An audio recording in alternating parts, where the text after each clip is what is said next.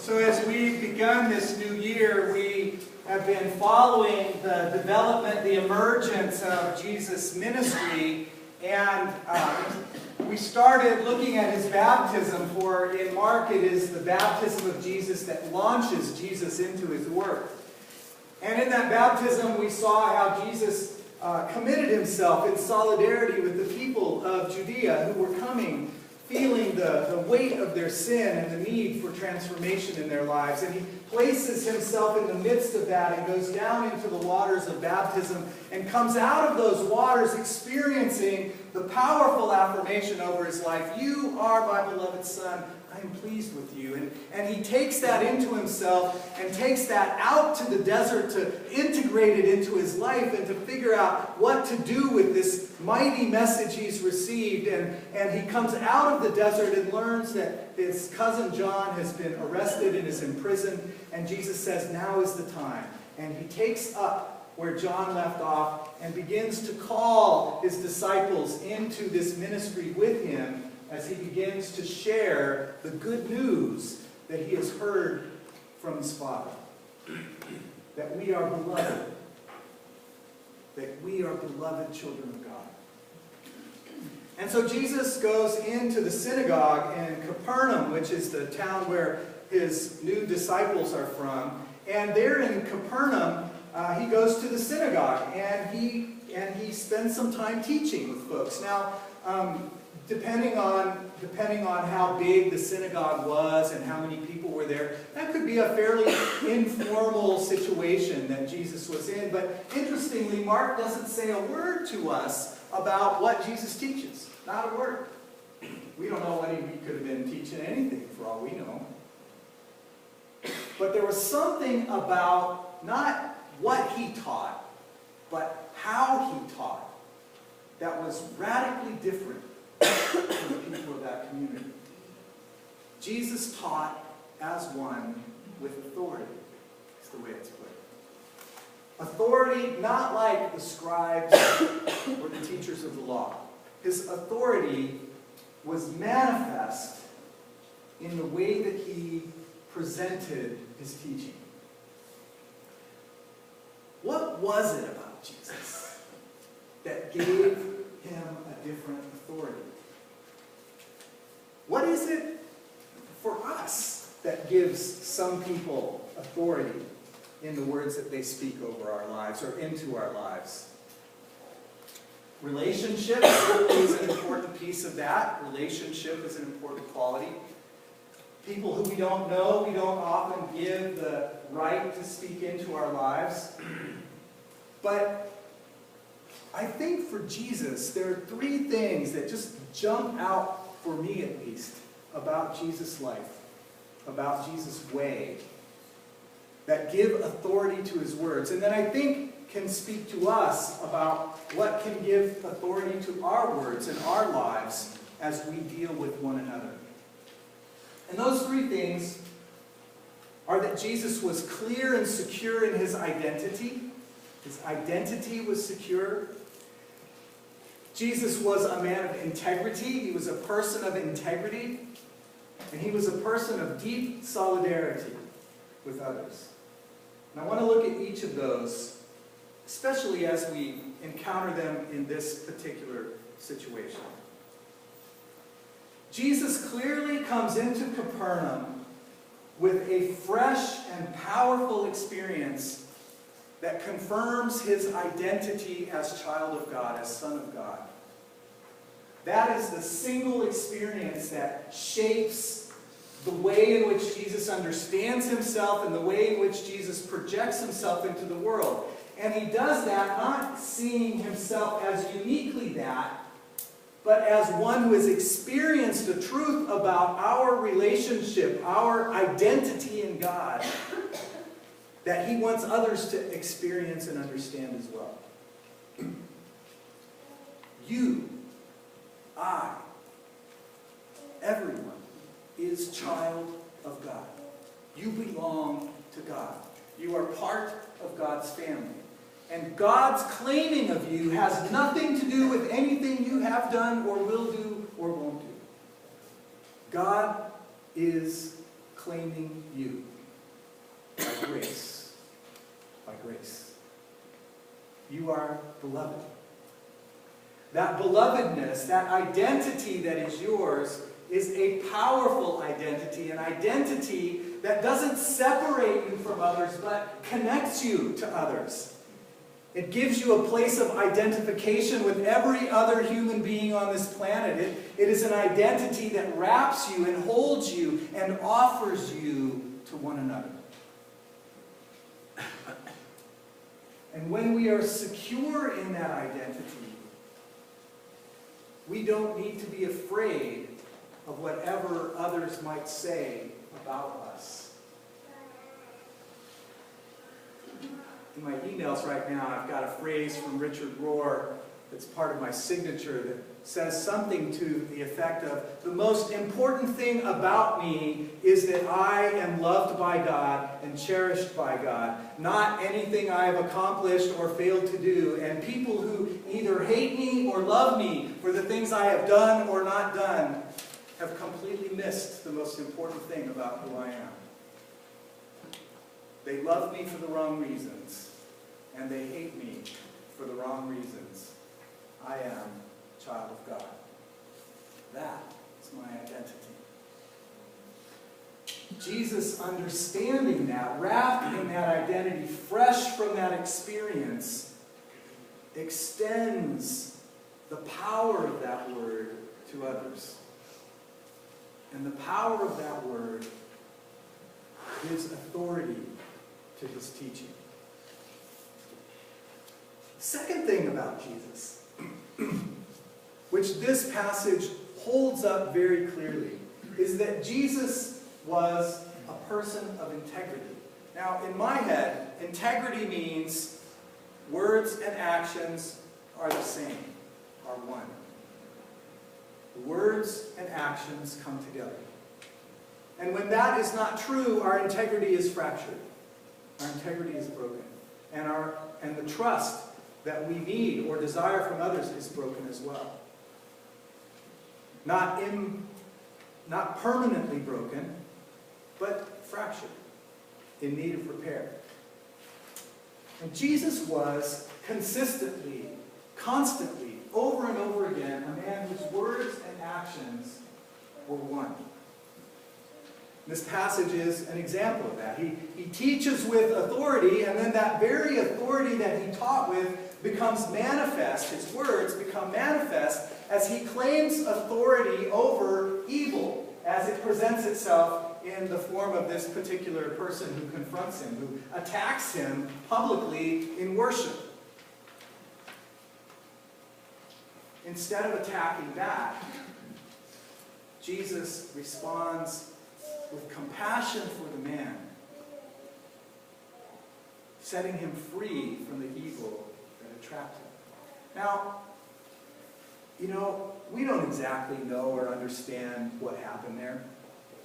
I have been in prayer with people who spoke to me in different voices and who were found to be schizophrenic. It sounded to me like a demon. I'll tell you that. But it was through psychiatric treatment that they became reintegrated into themselves. Someone loved them enough into remembering who they were. But it doesn't really matter what happened or whether we understand exactly what the nature of that encounter was. The purpose and the function of that story is to say Jesus has authority over whatever uncontrolled or uncontrollable thing we face in our lives. There is nothing over which Jesus does not have a final word. Nothing. His teaching and his action became one.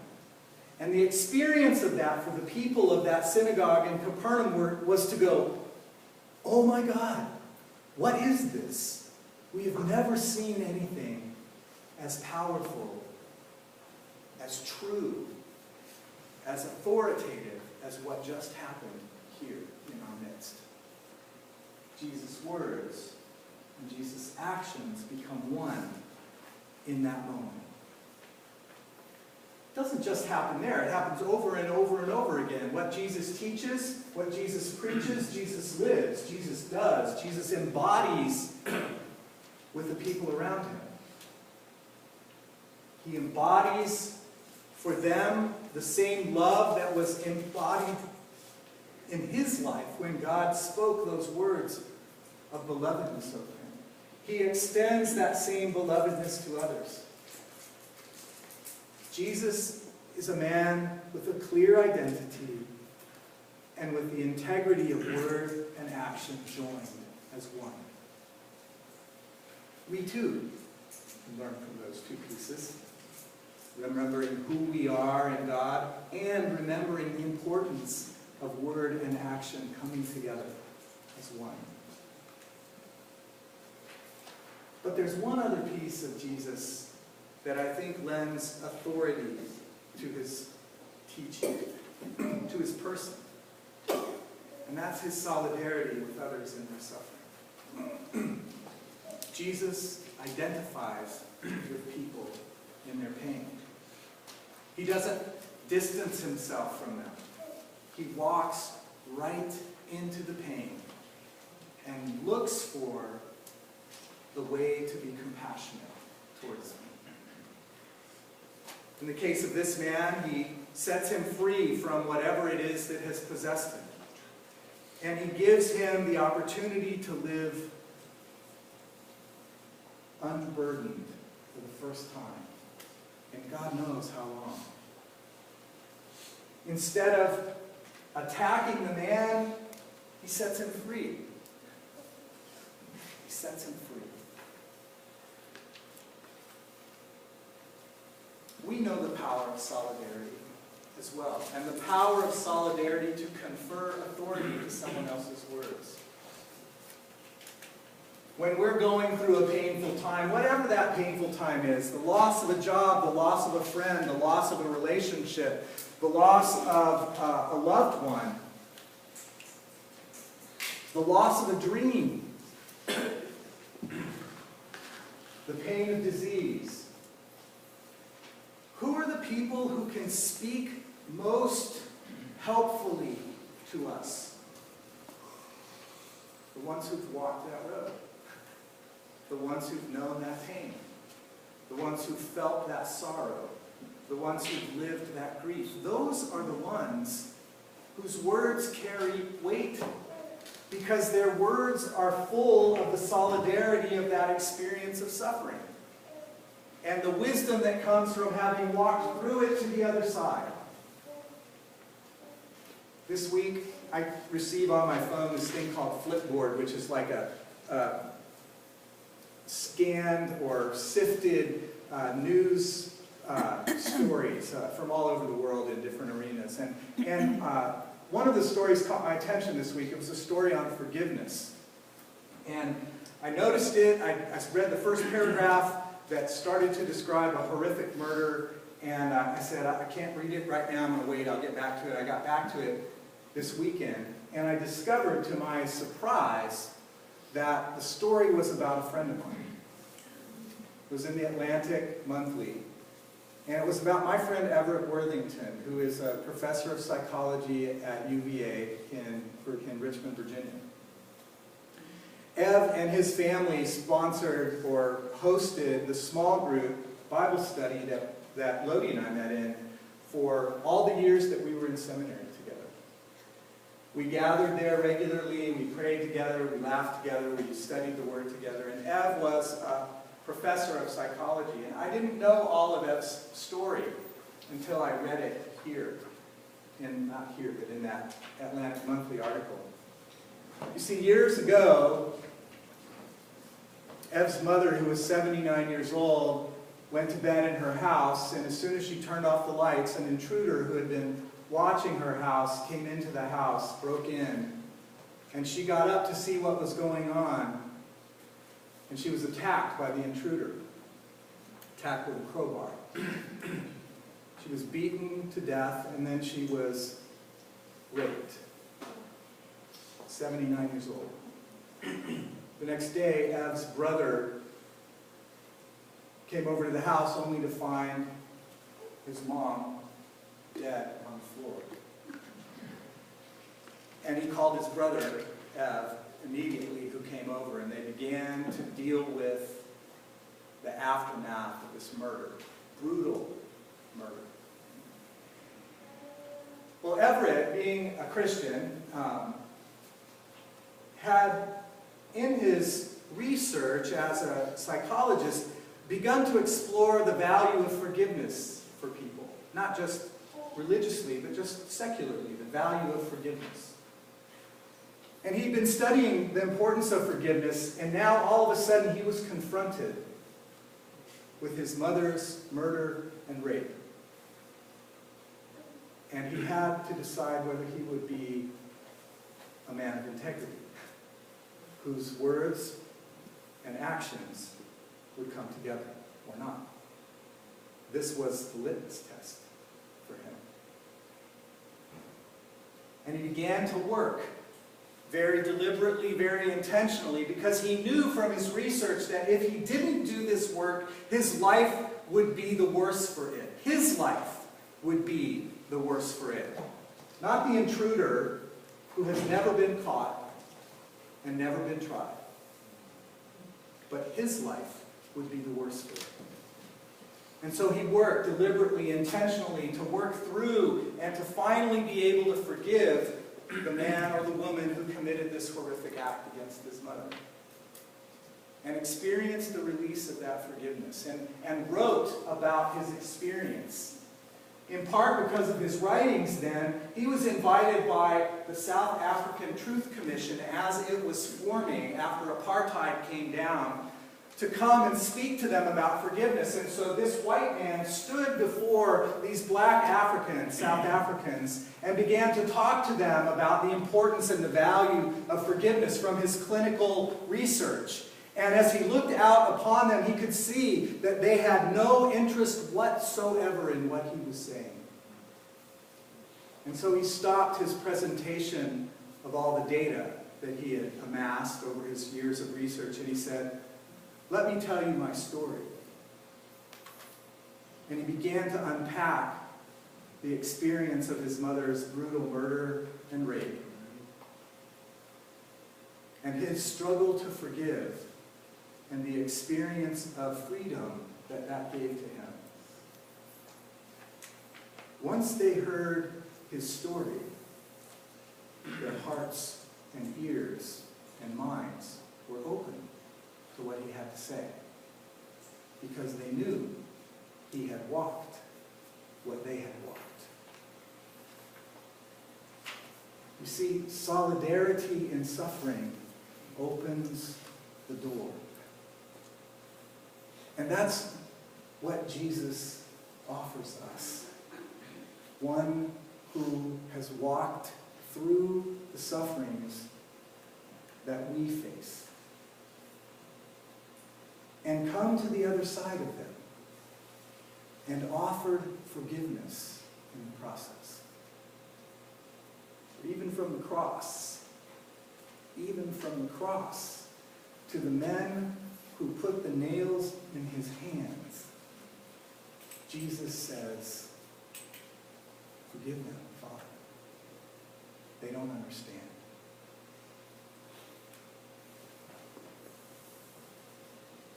Our identity as children of God, which nothing in all heaven and earth can shake. The integrity of putting word and action together, and his solidarity with us in our suffering, is what gives to Jesus authority to speak truth with power into our lives for our freedom. But it also is an invitation to you and to me. It's an invitation for us to also be people who speak with that kind of power and authority. For we too are children of God. We too can be people of integrity. integrity. And we too have walked suffering in our lives that can open the door to speak wholeness and redemption and freedom to people who need to hear it. My hope is that that's the kind of people we can be with each other, and God knows in the world out there where we need that message so desperately today. Let us pray. God, as we come to your table, as we come to this place where we are reminded that we are your children, brought to the table where you feed us, where you nourish us, where you give us of your very self. Remind us who we are. As we come to this table, oh God, where we remember Jesus' words and actions, full of love, full of love. Help us to choose again to be a people of integrity, whose lives and language come together as one. And as we come to this table where we remember the great suffering of Jesus' death unto resurrection, may we feel again his solidarity with us and hear again his invitation to be one with others who suffer. That our lives may be lives filled with power and authority, the very power and authority of God, to set free, to cast out evil, to bring your kingdom near.